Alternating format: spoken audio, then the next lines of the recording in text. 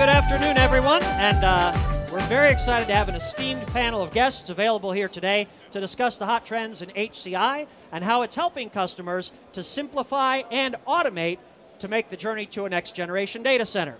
So I'll go ahead and introduce everyone now. First of all, here from Veeam, come on over. We have Michael Cade, a technical evangelist. We can welcome him here, folks. That's your cue. There we go. All right, thanks, Michael. And from Intel is up next. There we go. We have the director of HCI, Christine McMonigal, is with us from Intel. Thank you very much. From WWT, technical solutions architect Jeff Mercier is with us. And here from NetApp, our very own Gabe Chapman, senior manager, HCI GTM. And here to moderate today's panel discussion is Cindy Goodell, senior product marketing manager for NetApp HCI. So Cindy, take it away. Thank you so much, Paul. Hopefully everyone can hear me. I appreciate everyone joining today. So we're just going to have about a 20-minute panel, like Paul said.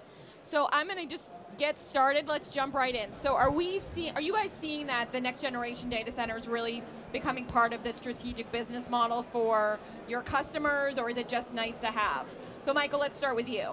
Yeah, definitely. From a vendor point of view, that the simplicity, the usability of bringing HCI, yeah, definitely people want that easy to roll your own, only take what you want, and yeah, that's absolutely, we're seeing a lot more increase in interest. I was going to add on to that I think there's a sort of a continuum of how new technologies get adopted. When you look at cloud, you look at analytics, you look at things emerging like artificial intelligence.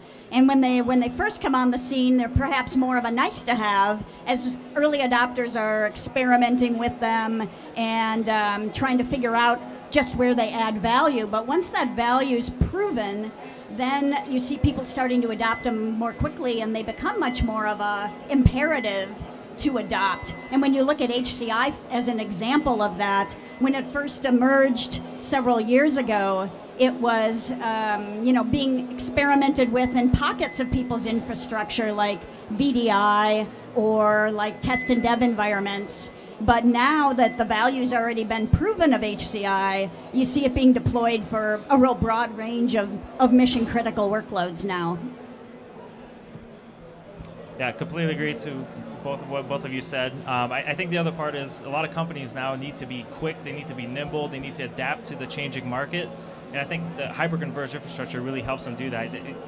While failing, nobody wants to fail, but it also helps them fail fast. You don't have to buy a $5 million project of hardware. You can just start out with that 3, 4, 5, 6 nodes to do your initial investment or your initial project. And if it grows, great, you can easily scale that out. If it doesn't, you can take that back and put it towards another project, but without having lost that entire investment. I think it was John Chambers a few years ago that said 40% of the global 500 companies won't be around in a few years because of lack of innovation. And I think hyperconverged will really come around and is helping those companies grow faster and be able to be more nimble in the market space. Now, all those are great points. I think if we look at it from a standpoint of maturity of the marketplace, if I have to go back 5 years ago, HCI wasn't quite as strong. Now that we see so many players in the marketplace, it's starting to become one of the de facto units of consumption for IT resources that customers are looking for. As we come up on technical refresh, as our legacy, our other infrastructure solutions are getting older, we're starting to look at replacing them. HCI is going to be kind of one of the first footprints that customers look at, primarily when they start to look at more towards next generation data center designs and applications that require a more flexible, more agile, more integrated with the concepts around DevOps, cloud, and that type of infrastructure consumption continuum. That's great. So you guys touched on this a little bit, but so how are you really seeing your customers use NetApp, or HCI, I should say, in your next generation data center? How are they using it to help them sort of transition and get to that next level?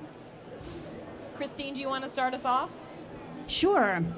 I think that you see that people are deploying hyperconverged in a wide range of use cases and workloads throughout their data center, and HCI just becomes more and more capable with each passing generation, right, of Xeon processor platforms. And so the capabilities just keep increasing, and you couple that with SSDs and their increasing bandwidth, lowering of latency, and I see people using HCI for pretty much any kind of a use case where they might have thought they needed an all-flash array, and it's really become quite capable.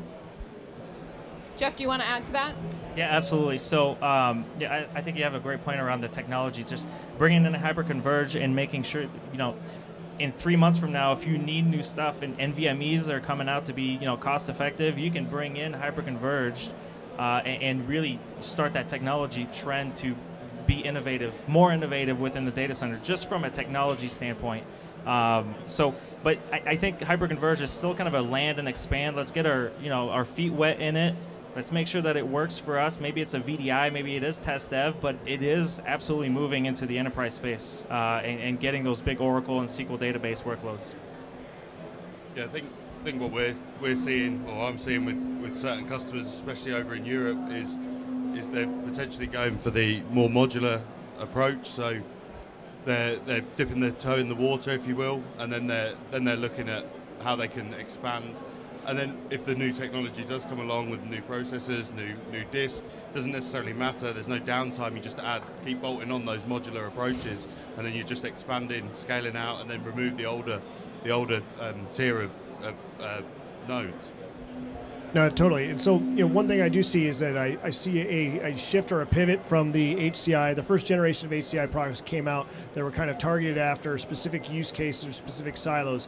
What we're starting to see now is more demand from customers to run mixed workload environments, to expand their data center, to be more flexible, and to be able to allocate a lot more resources in a smaller footprint. So that's where granularity of scale comes in. It can't just be one big box that you're pushing out there. I want to be able to scale my compute and my storage independent of those resources, so therefore I can right-size my environments. So we'll start to see a shift in the HCI market towards more of an independent scale of compute and storage, but also more orchestration and automation around how I integrate with my current set of traditional applications, but also those next generation data center applications that require more of that agility type of approach.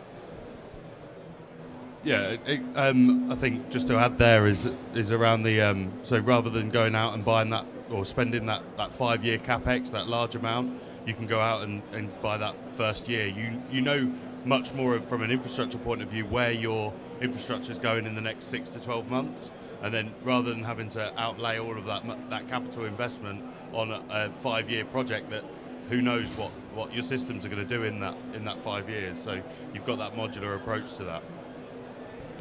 So let's say you have a customer or somebody wants to get started with HCI. What's the best way for them to do that? Jeff, do you want to?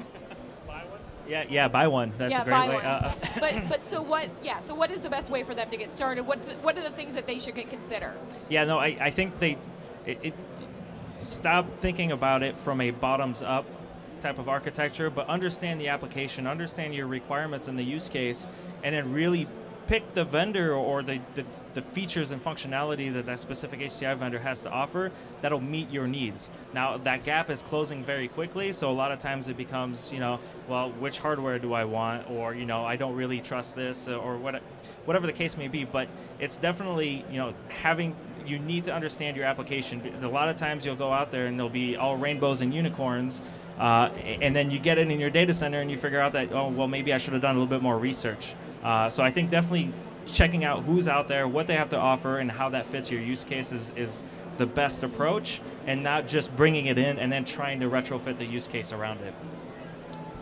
I would say start with an outcome that you're looking to achieve, and then start to work down. Because I think a lot of times we say, oh, I just need to provision a set of workloads, but what do I really want to get out of that provisioning? Do I want it to be something that's automated in terms of how I provision it? Does it need to be something that can flexibly scale my resources? Is it something that I need that is going to generally hit a specific form factor? We get kind of caught up in the definitions sometimes about what something is based on how they were shaped when the market started, but then we start to see gradually over time those definitions change and shift, and so what HCI in 2013 might have been, hey, just this particular small workload silo. Today, it could very well mean I'm going to sweep my entire data center floor with an HCI solution that can actually address tier 1 workloads. And we're starting to see, I think, a shift in how customers approach that and how they vet those types of solutions.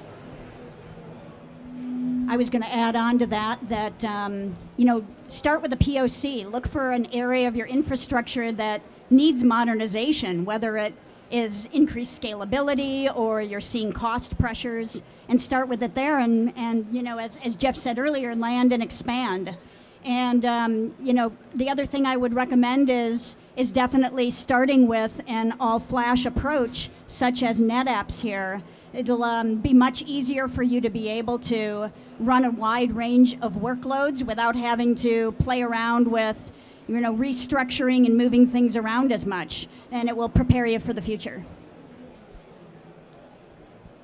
Yeah, I guess just to add on that would be, look at your existing environment. Understand how much to the ceiling are you, how much utilization are you hitting, so that you understand what you then need to go into day one, and then look at that, then go into that proof of concept. Understanding what you've got before you move forward is obviously going to be key to that success of a HCI deployment.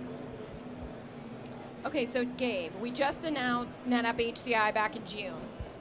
So tell us a little bit about how our specific offering is helping people transition to the next generation data center. So realistically, we did announce the product. We're getting ready to start releasing it to ship here to customers soon. What we did is we took a different approach to HCI as it was kind of form factor built, right? The first generation solutions kind of had everything all in one box. I scaled all my resources at once. We looked at the marketplace and said that a lot of our customers were coming to us and saying, we would like to independently scale resources. So that's one thing we looked at. Flexibility for the customer to choose to utilize more compute, less storage, more storage, less compute, and open those ecosystems open to other use cases as well, allowed for a lot of flexibility. Second to that, we also looked at the fact that performance, regardless of what your medium that underlies it, still can be an issue for many organizations. As multiple workloads start to come onto your hyperconverged infrastructure solution, if you cannot segment the performance between those disparate workloads, you will run into that traditional noisy neighbor problem. You will run into that situation where one workload steps on top of another, and now you're back to the same drawing board of building silos and silos and silos to address disparate workloads. So when you're evaluating next generation system workloads that require lower latency, better performance, more scalability, get greater utility out of being able to segment performance through something like a QoS process that we've introduced with our HCI platform. And the third part I would say is automation is king. There is no book called The Joy of Menial Tasks. So we want to go back and make sure that we're leveraging APIs and rich ecosystem of partners around orchestration, provisioning and whatnot. Those next generation data center applications almost require a very rich API ecosystem in order to really take full advantage of infrastructure as code, as you get towards more of a DevOps type of workflow, to get to more where cloud first is your strategy. So those are kind of the three areas that I think we've really focused on in terms of bringing a hyper-converged infrastructure product as in the next generation, or where HCI is going in the future. Great, and so I know you guys have had some time to look at the product and play with it. Do you guys have any additional comments around NetApp HCI? So I think from my point of view, coming from the vendor side of things, is seeing the simplicity, porting everything that you have in the SolidFire OS into the HCI, the quality of service that Gabe just mentioned, but also just that usability, being able to get up and running in a matter of no time, the minimum amount of nodes, just that resonates really well in that you can get it up and running, get it straight in, and start putting workload to it straight away. And also the flexibility, I think, of the NetApp solution, with having nodes that are focused on compute and nodes that are focused on storage, and having flexibility and a range of offerings for those is a real strength. Yeah, I'll completely agree with that, because a lot of times in the HCI world, it's both at the same time that you have to scale, or very limited way that you can do one or the other. So I think having that as part of the HCI solution for NetApp is huge. We have it in our lab at Worldwide. It's in beta, so we can't say too much about it. But the deployment was next to flawless, and it's great. We're really looking forward to what NetApp's going to come out with. So thank you guys so much.